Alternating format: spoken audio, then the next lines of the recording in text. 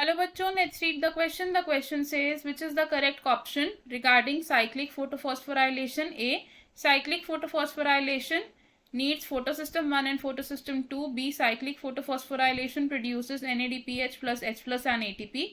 C. Cyclic photophosphorylation involves H2O. D. Electrons are recycled in the cyclic photophosphorylation. Question में हमसे पूछा given options में से कौन सा एक ऐसा ऑप्शन है जो साइक्लिक फोटोफॉस्फोराइलेशन के लिए करेक्ट दिया है। इस क्वेश्चन में हमारा की कॉन्सेप्ट यूज हो रहा है cyclic photophosphorylation.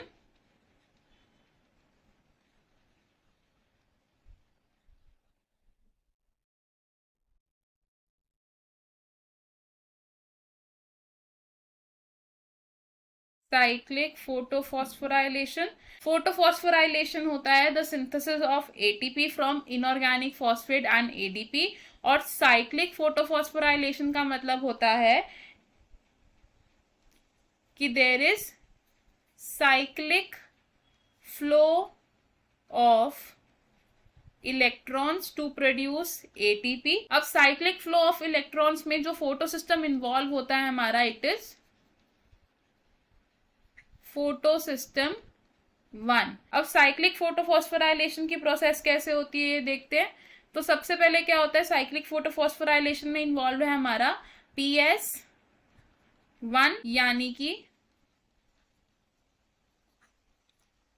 Photo system 1। Photo system 1 absorb करता है लाइट ऑफ 700 नैनोमीटर या बियॉन्ड 680 नैनोमीटर, तो हम इसे कहते हैं P700। अब जो P700 है इसके पास प्रेजेंट होता है इसका reaction centre which is chlorophyll A, और क्लोरोफिल ए के आसपास प्रेजेंट होते हैं उसके एक्सेसरी पिगमेंट मॉलिक्यूल्स।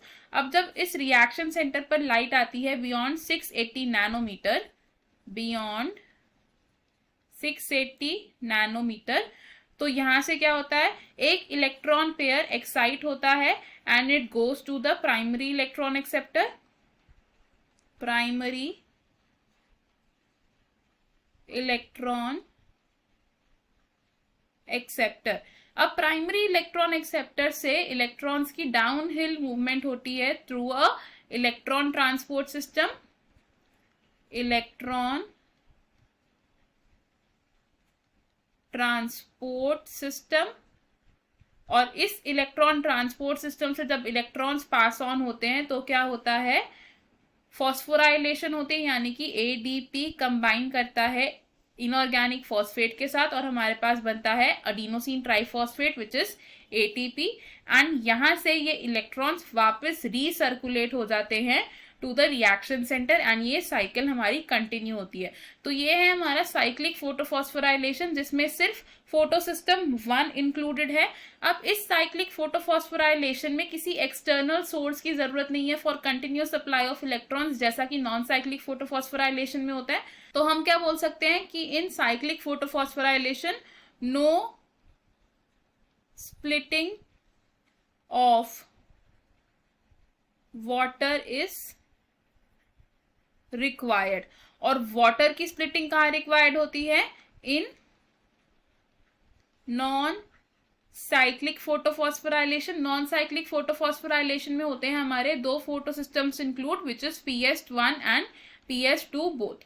अब नॉन साइक्लिक फोटोफॉस्फोराइलेशन में क्या होता है, वाटर की स्प्लिटिंग होती है और PS2 को एक कंटिन्यूस सप्लाई ऑफ इलेक्ट्रॉन्स मिलता है एंड देन इन इलेक्ट्रॉन्स की मूवमेंट होती है through electron transport chain and eventually क्या होता है, NADP रिड्यूस हो जाता है into NADPH plus H plus. अब अगर साइट ऑफ साइक्लिक फोटोफॉस्फोराइलेशन की बात करें तो ये साइक्लिक फोटोफॉस्फोराइलेशन कहां होती है, it occurs in the stroma lamellae. तो हमारे पास अब जो ऑप्शंस थे अगर हम वो ऑप्शंस देखें, ऑप्शन ए हमारा रॉन्ग होगा बिकॉज साइक्लिक फोटोफॉस्फोराइलेशन में सिर्फ फोटो सिस्टम 1 जरूरी होता है ना कि फोटो सिस्टम 2।